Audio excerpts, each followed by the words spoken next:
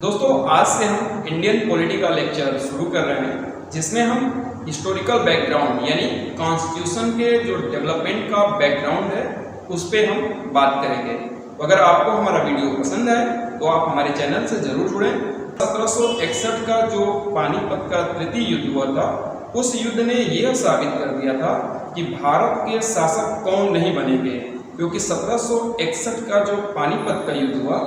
उसमें अहमद शाह अब्दाली ने मराठों को पराजित किया और मराठा शक्ति एक उभरता हुआ पावर था जो कि मुगल एम्पायर को रिप्लेस कर सकता था।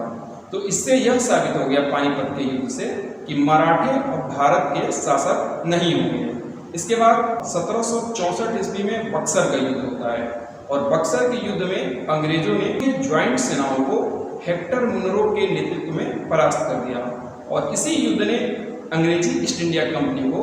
बंगाल, बिहार और उड़ीसा की दीवानी राइट प्रदान कर दी, क्योंकि 1765 ईस्वी में इलाहाबाद की संधि होती है और इलाहाबाद की संधि के तहत लॉर्ड क्लाइव को यह अधिकार दिया जाता है। और जैसे ही बंगाल, बिहार और उड़ीसा की दीवानी राइट प्रदान की जाती है, एक ट्रेडिंग कंपनी एक एडमिनिस्ट्रेटर के रूप में कार्य करना शुरू कर देती है